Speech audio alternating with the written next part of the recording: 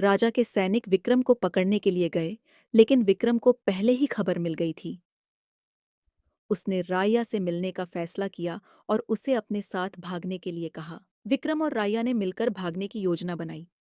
दोनों ने सोचा कि वे किसी दूसरे राज्य में जाकर एक नई जिंदगी शुरू करेंगे, लेकिन उनके भागने की खबर जल्द ही राजा को मिल गई। राजा ने अपने सबसे विश्वसनीय सैनिकों को उनके पीछे भेजा। विक्रम और राया जंगलों और पहाड़ों से होते हुए भागते रहे, लेकिन आखिरकार राजा के सैनिकों ने उन्हें घेर लिया। विक्रम ने बहादुरी से लड़ाई की, लेकिन वह अकेला इतने सारे सैनिकों का सामना नहीं कर सकता था। जब विक्रम को लगने लगा कि अब वह ज्यादा देर तक सैनिकों से लड़ नहीं पाएगा, तो उसने एक फैसला किया।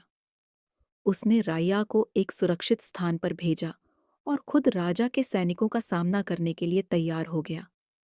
राया ने उसे रोकने की कोशिश की, लेकिन विक्रम ने कहा, अगर मैं नहीं लड़ा तो वे तुम्हें मार देंगे। मैं तुम्हें कभी मरते हुए नहीं देख सकता। यह कहकर विक्रम ने अपने आखिरी सांस तक लड़ाई की।